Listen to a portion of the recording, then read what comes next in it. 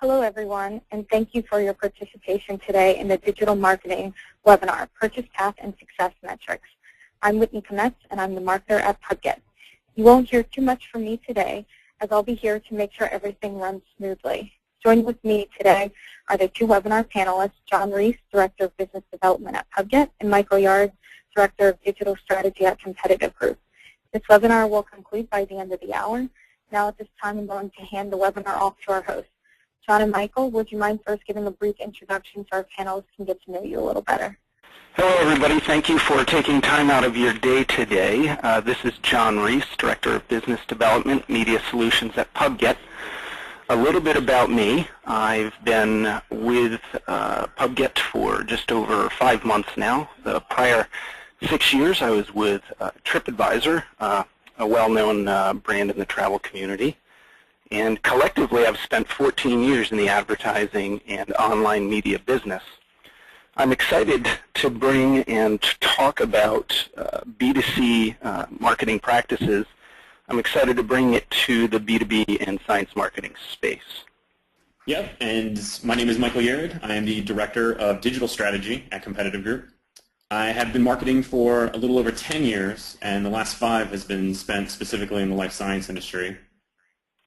My role persists of handling anything in terms of tactics that fall under the range of search, display ads, email campaigns, analytics, integrating CRMs, and helping clients set up their marketing automation.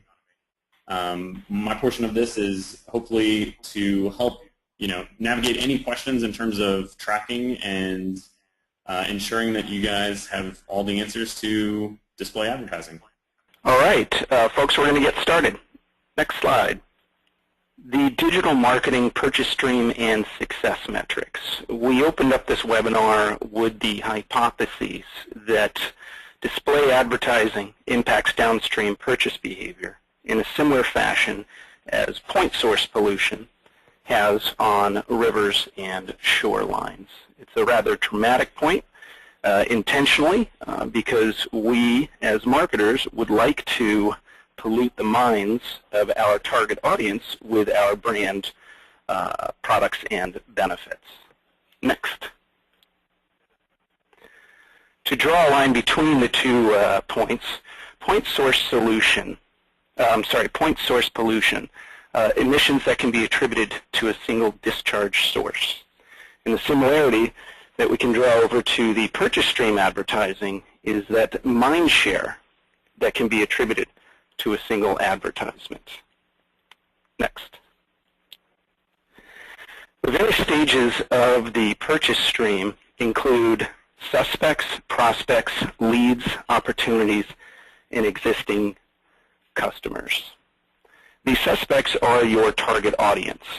Common approaches to reach target audiences online are content and keyword phrase targeting. A more innovative approach would be retargeting, which allows ads to follow users to sites within a particular network. Prospects, those who took an action. Common actions are a click, whether it be a banner, text link, or email. Innovative actions are to measure the brand term searches driven by advertising. Leads, basically those who took an action and have demonstrated a desire. Common approaches would be complete a contact or request form, including email, name, company, etc. A more innovative approach to tracking or driving leads would be to use dynamic or unique 800 numbers in advertisements. Opportunities. An opportunity is defined by one who has desire, need, and sees value. At this point, the marketer's job is not necessarily done, but this is a common handoff when marketing transitions over to sales for nurturing. Often requesting price, delivery timelines, proposals, etc. is a clue to move over to the sales process and to meet with a salesperson. Existing customer retention and cross-sale opportunities. Oftentimes, a common approach would be to offer discounts or incentives. A more innovative approach would be to utilize thank you marketing, whether it be gifts, feedback requests, phone calls, greeting cards, etc. Next. The upstream influence on downstream behavior, we have a number of examples that we'd like to share. One example is how display banner ads increase search click-to conversion by 22% when run together. This study was conducted by Microsoft Atlas Institute in 2007. The industry standard of giving 100% credit to last click doesn't take into account the true value of upstream influencers in multi-channel campaigns. To shed some light on a portion of this dynamic, Microsoft conducted a study involving 11 advertisers tracking both display and search text link placements to determine what impact display advertising has on search placement clicks. The study revealed that by exposing search users to display media from the same advertiser results in a 22% increase in click-to-search conversions over search alone.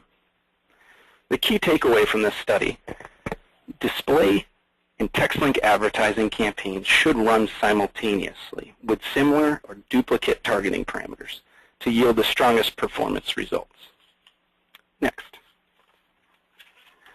Display ads increase brand term searches by 155%.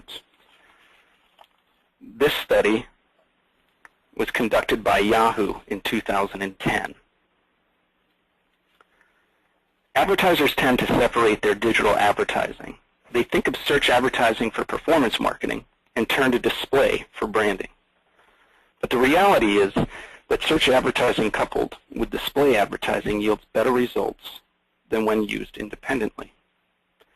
Specific Media, hired by Yahoo, conducted a study in 2008 based on 60 companies over a 12-month period and found an average lift of 155% in brand term search activity resulting from display advertising exposure. They measured brand term search volumes with and without complementary display placements. Key findings. Banner ads increased brand, company, and product searches. It's important to look beyond click rates when evaluating campaign effectiveness. Takeaways. Digital advertising should not be separated into performance marketing and brand buckets, since they perform better and demonstrate truer metrics in tandem. Email, focus on the click to increase conversions by 85%. This experiment was conducted by Marketing Experiments in 2011. Marketing Experiments conducted an experiment on behalf of a financial institution interested in increasing email newsletter click-through while not hurting white paper downloads. They deployed a series of A/B split tests, with the key differences being version A featured a white paper description with bullet points summarizing the article value and a call to action of download PDF. The focus was on offer features. Version B featured actual content from the white paper, the first few paragraphs as teaser, and directed readers to view full article as a call to action. The focus was on reading the article. Version B increased click-through rate, which is opens to clicks, by 29%, and conversion rate, clicks to downloads, by 85%. The key findings are that email subject goal is to inspire and open. The email message goal is to inspire a click, and the landing page goal is to convince, to convert, or engage. Takeaways: the objective of an email is to get a click. Define the call to action in your email and build messaging around that specific action. Just keep it simple.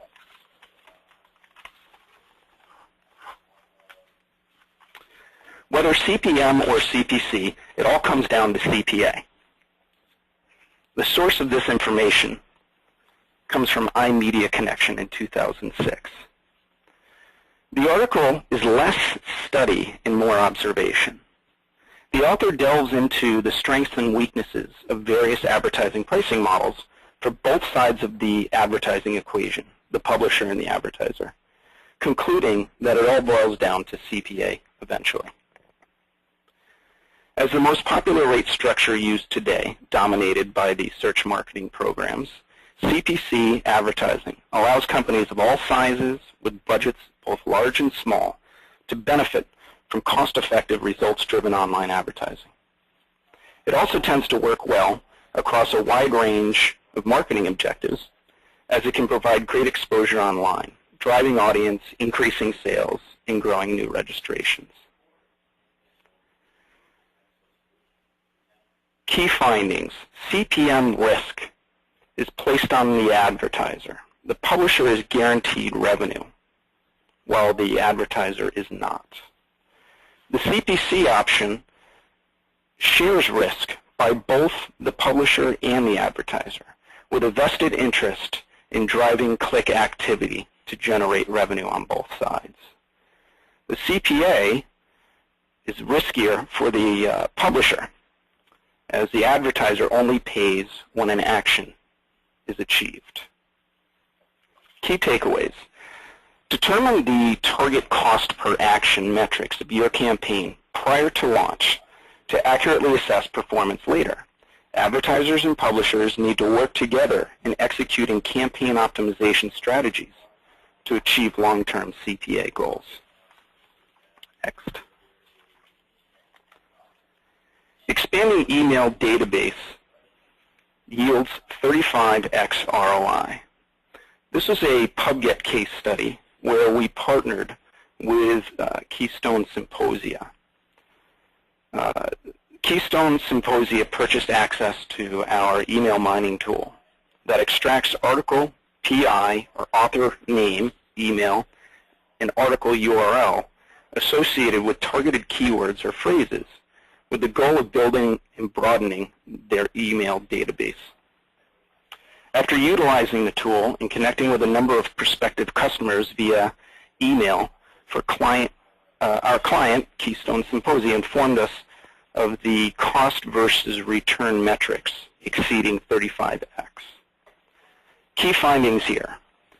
Building your email database via advertising, social media, list rental, or text mining can be very efficient.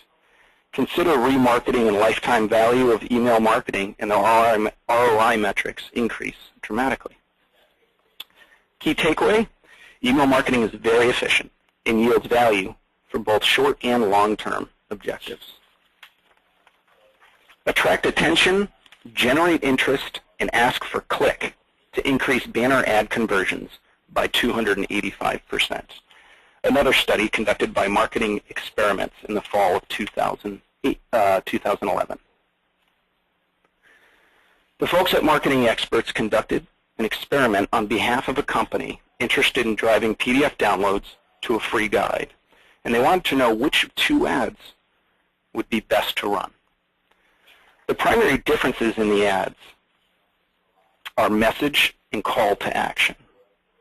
The version that experienced a higher download rate, 285% increase, generated fewer clicks but more downloads by aligning the ad message with the landing page. Both focused on the benefit of free guide PDF download. Key findings, match banner advertising with landing page messaging. Test ad variations of color, case, layout, and position. And always ask for the click. Include a call to action in all ads.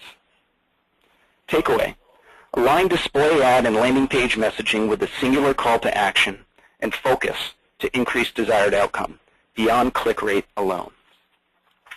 Next. Michael?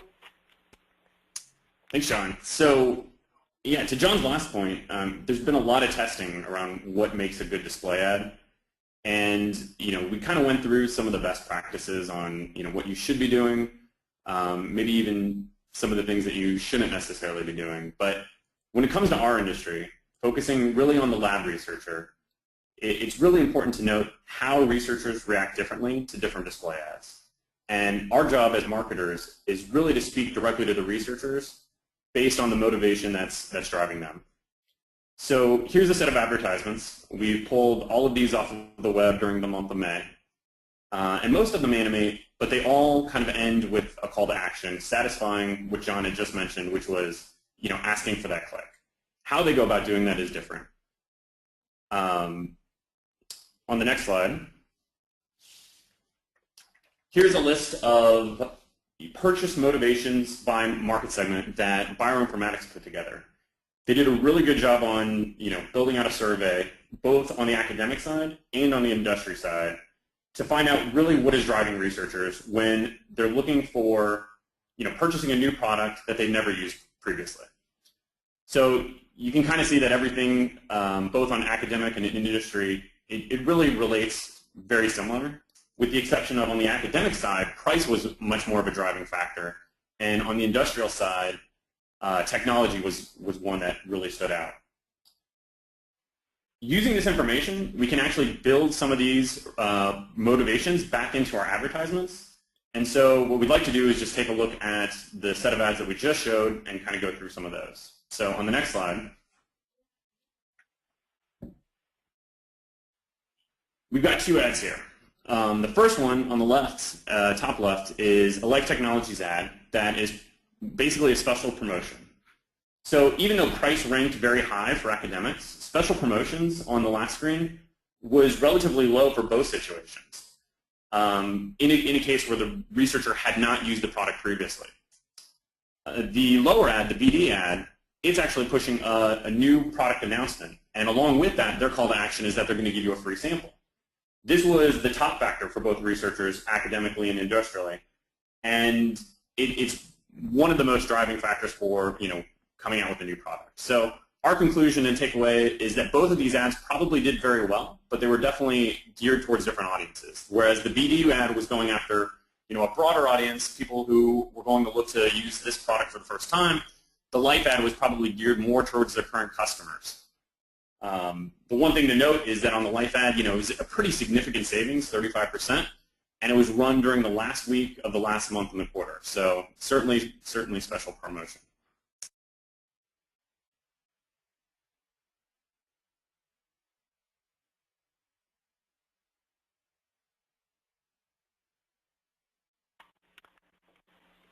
Michael, you seem to have gone silent. Oh, sorry about that. So going to John's last point about, what are we asking the audience to do in exchange for their click? This ad really doesn't leave any doubt. Their offer is clear. It's download a case study. So it was an animated ad, and this is what it followed up with. Most companies will then drive this sort of traffic to a landing page. It'll lead to a lead capture form. And these lead capture forms, they can be good or they can be evil. And the form link definitely needs to be appropriate for the situation. So if you're giving away some really quality content, you can feel a little bit more comfortable in having a longer capture form. But the reality is, whenever you're working with display ads, you want to keep it kind of quick, straight to the point, and get what information you're looking for, and then give the person the offer. Just another side note is that of all the ads that we looked at in the month of March, while we certainly don't recommend this, there was more than a couple of publishers or advertisers who we saw for the first time that were actually linking directly to a PDF. And again, we definitely don't recommend that. On the next slide, these are the last set of ads. So, basically all of these, while they have different call to actions, they're all really the same. It's just asking the audience to click the ads. So we've got learn more, click here, find out, and watch now. The vast majority of ads that you'll see on life science publications really end up in this way. It talks about what the company is trying to push or promote, and then it's really getting them to the website to figure out what to do next. So whereas with an email marketing campaign, what you're trying to do is give away just enough information to get people to your website, with display ads, we really challenge people to say, it's not necessarily that you go after more clicks, but that you're really going after more relevant clicks. So some of the previous examples where maybe the call to action was much more defined in terms of what you're giving out, You're probably going to end up with less clicks than you would if you were just asking anybody to click, but you'll see that the quality is a little bit better.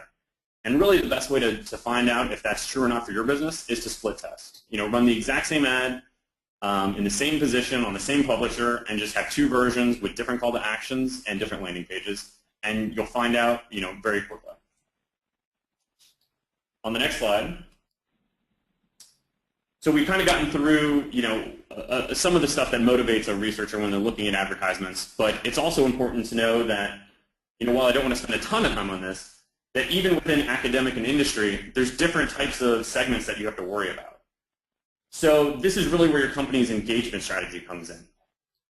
If you're using display ads to do retargeting, you have to make sure that who you're identifying as your viewer in the decision process and making sure that the content matches them. If you miss here, it really hurts your campaign because you're basically showing a message to somebody who isn't interested, and you're really not going to get a great result. So looking at on the clinical and pharma side, you've got decision makers, influencers, end users. We really focused on the end users in the first couple items, but when you get into retargeting, you have a lot more ability to kind of hone in on a specific type of audience. On the next slide, we're just going to kind of get into specifically what defines success and how do you go about measuring it. And so anybody who has had the chance to work with me would know that one of the things I harp on quite a bit is making sure that before you start any campaign, you know what the goal is. You really have to push the focus there and kind of work backwards to see what it's going to take to get to your goal. So we certainly recommend tracking everything that you can along the way, and then even more so, building out a dashboard that will allow you to quickly see where your campaign stands at any given time. The next point, there's different types of conversions. A lot of companies will typically track the end results. If we have 100% of our audience coming in and 1% actually buys from us, then we have a 1% conversion. That's a really hard thing to measure in terms of what led up to that. And so what we recommend is really breaking it down into micro conversions and macro conversions. And anybody familiar with Avinash Kanush would certainly know that he's got a couple great blog posts in terms of going in depth on the advantages of doing it this way. But you really have to think of macro being this is the sale, this is money in the door, and the micro conversions are more people researching, clicking on display ads, downloading products, or even coming to a webinar. Different researchers, they all have different personas. So again, it relates directly to your business and what you're looking to do. But tracking the micro conversions that lead up to a macro conversion is going to make you a much better marketer, because then you can see where you're being successful along the way, and you're not just looking at 1% is good and 99% is bad. You can really quantify and break down what that 99% is. On the next slide, we've got an interesting quote. So the IAB, the Interactive Advertising Bureau, has a new chairman, and one of the first things that he came out and said was that our products are complicated and our processes are complex. The higher the complexity, the lower the confidence marketers have in investing in digital media. So, we see this as a great quote. Hopefully it means there's going to be a lot of emphasis in terms of, really investing in measuring on the display side. But, when it comes to budget time, it seems as though display ads are usually always one of those things that are on the chopping block. And, it really shouldn't have to be. If you're tracking properly and you can really attest to which display ads are working for you and which ones aren't, then you have a much better idea going into the next planning season on where am I going to be purchasing and how much. So on the next slide, we talk a little bit more about the attribution models. Specifically, the fact that you have to track everything. So you've got to track all of your campaigns. And if you are, at a big company and tracking is difficult, we absolutely recommend starting small. Run a pilot campaign. Make sure that what you have is in place and it's working. If you're not tracking, you're really never going to know the answers to which of my display ads are working and which ones aren't. So on the next point, we have single touch and multi-touch. This is really important because a lot of companies will traditionally just challenge the single point side. It's true that if on the single touch, or usually what we call last touch, it really just gives us one channel that's responsible for bringing in a conversion. And so while this is something that probably a lot of you have heard and have seen before, understanding that you need to touch or track all of the multi-touch portions, it's not as easy as it always is. But with multi-touch, we want to make sure that we're giving assists to all of the other tactics which lead up to our end goal. And some of these can be micro-conversions, and otherwise sometimes they're not. Michael, do you mind if I interject with to illustrate your point of single touch versus multi-touch? On what I referenced earlier in this webinar, the display ad driving brand term searches up. So when a target basically sees the display ad, they may choose not to click on it. They may jump over to a search engine, conduct a search for that product or that company name, and according to single touch, last click, or cookie metrics, the credit for that activity will go to the search engine. With multi-touch, there will be credit issued to the banner campaign. I just wanted to illustrate the point of single touch versus multi-touch attribution. Definitely, thanks for that. So on the last point here, it's really practically how are we going to measure this? And a lot of companies are using Google Analytics, and for a long time Google Analytics did not allow for multi-touch tracking unless you hacked it in, and it was very complicated and confusing. But recently they've been hard at work.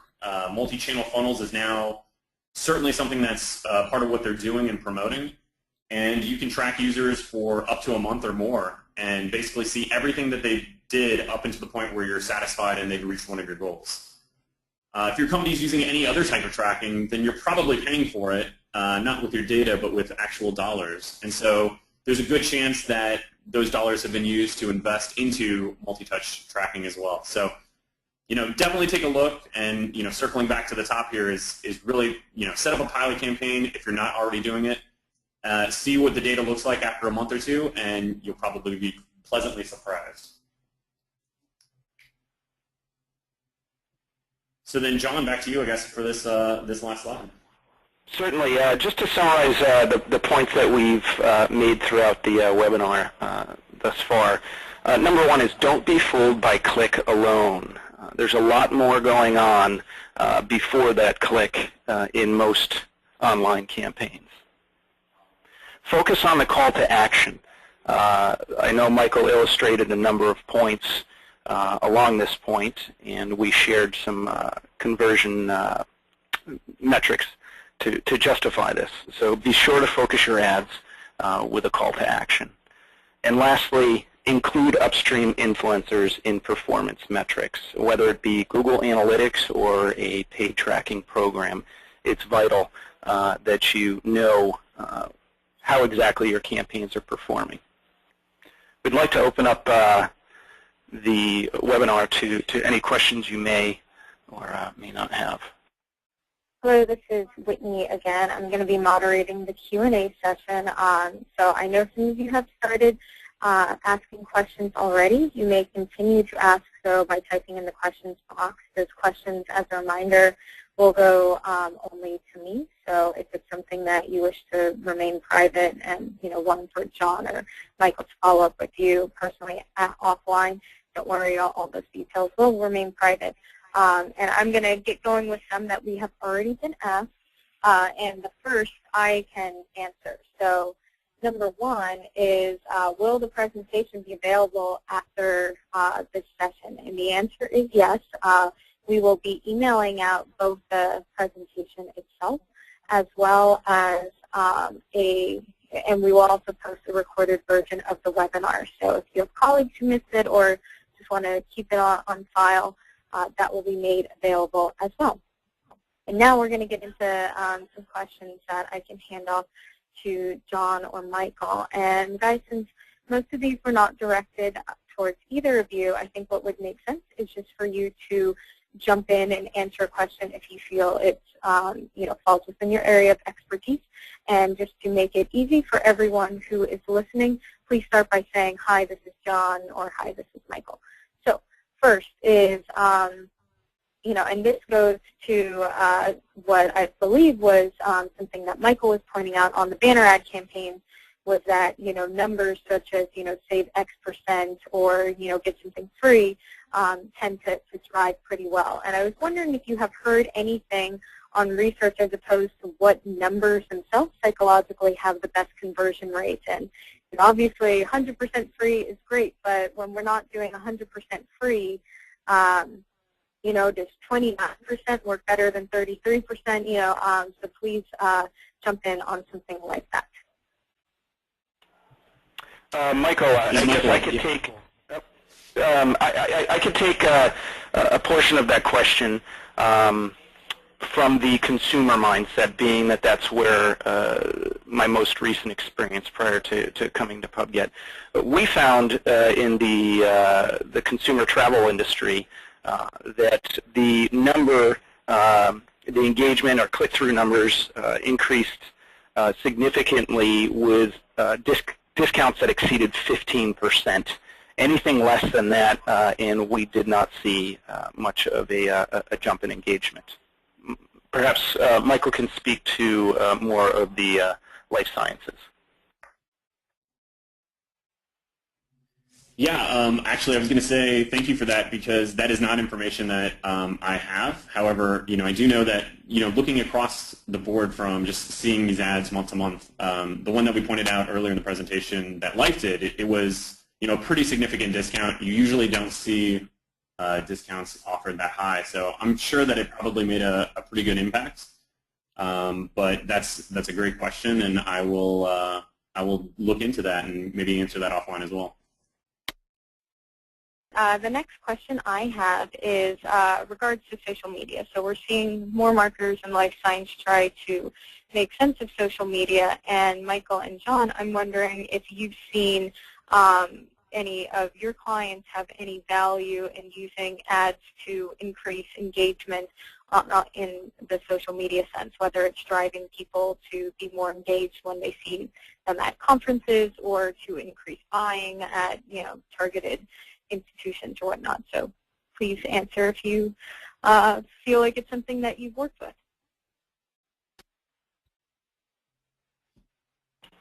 Michael, is this something you want to take the lead on? Yeah, sure. So this is Michael. I think that's a really good question. The lines between traditional display advertising and then social media, and how social media is in some ways very heavy on display advertising, they're really being blended.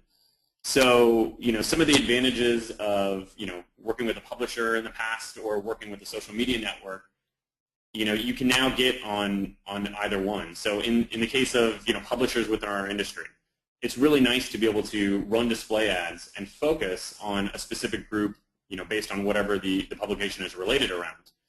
To that same effect, we found a lot of success on LinkedIn when we're advertising, because to that very same point, you can search and advertise based off of job titles and positions, or you can even look at groups of interest and target ads directly there. So I think social media is going to always play an important role just in general, because my advice to clients is always, when you're looking at advertising on a social media network, make sure that you're really leveraging the network itself. If you're not, then you're really doing nothing more than using it as another place to advertise. But more and more we're seeing companies involved in it, and then even banner ads that are being run on traditional publishers, as opposed to necessarily being sent to a company landing page or microsite. Some of those are now being sent to their social media site so that they can kind of drive up the number of followers or fans. Yeah, thank you, Michael.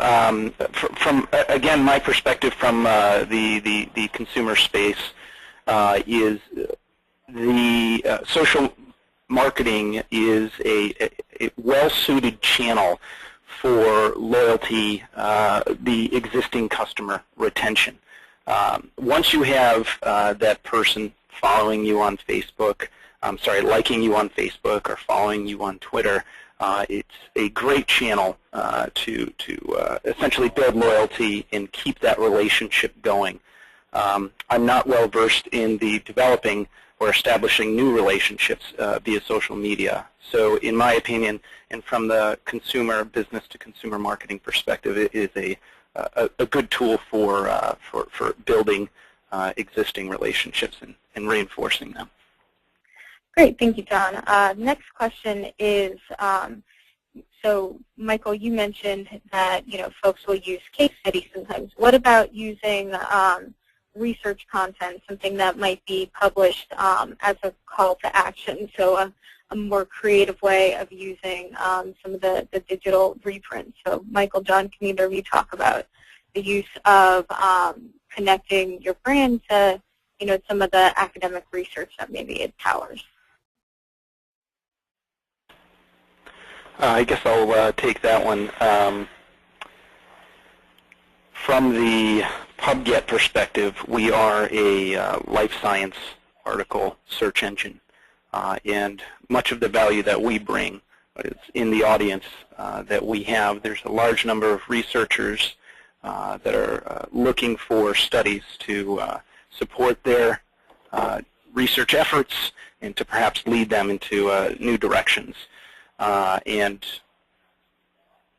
this content is being looked at, according to Pubget numbers, by about 600 to 800,000 researchers every month. According to the NIH Medline, there are about 10,000 articles being written and published every day. So there's a lot of information out there. And as far as display advertising and CPC advertising, we hang our hat on those papers and those folks interested in these papers. Michael, do you have any insights to share on that front? Yeah.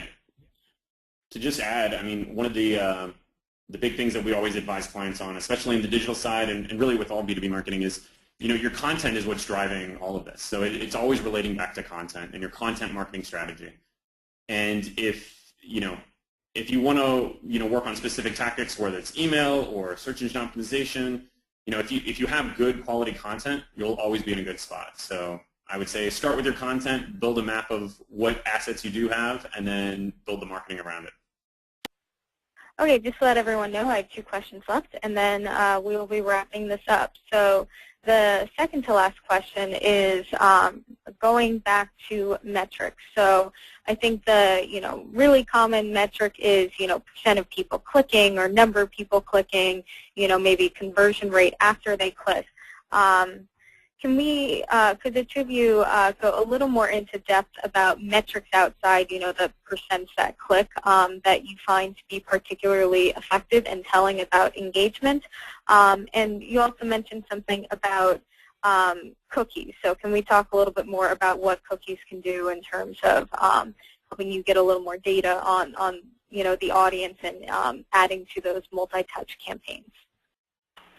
I guess I can start this one, Michael, because the tracking essentially begins on the ad or the publisher site, and then the metrics and the reporting after that ad is clicked typically go over to the advertiser or to the agency tracking mechanism.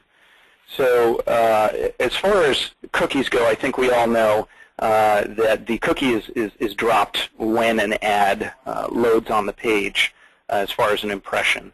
The cookie can also be dropped upon click, and that's mostly for the text link placements.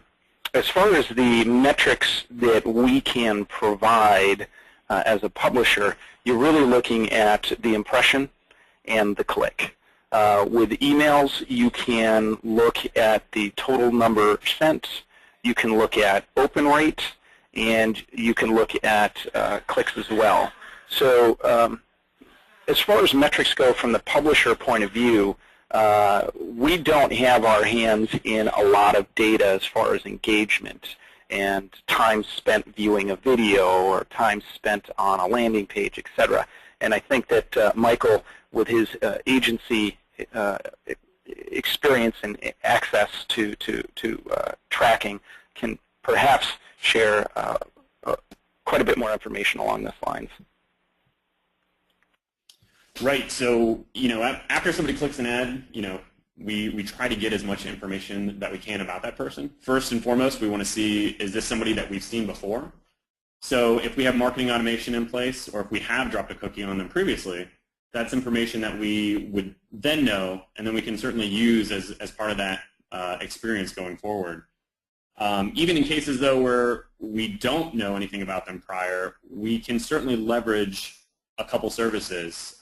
One of them is Bizzo, and another is demand-based. Both are very different solutions. One is cookie-based, one isn't, but basically both give you the ability to, in real time, see some non-personable information of the people as you're building the page.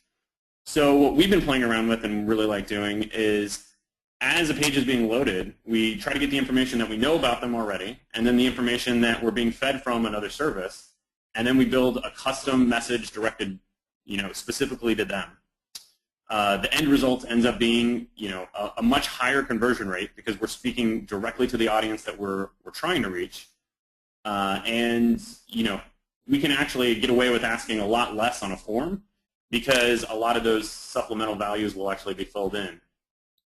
So as this relates to kind of multi-touch and everything else, if you have a couple different hit points where you're collecting information on someone and you're constantly building out their profile, eventually once they come back and they give you their full information, that's when you can really determine, are they a prospect or are they already a lead?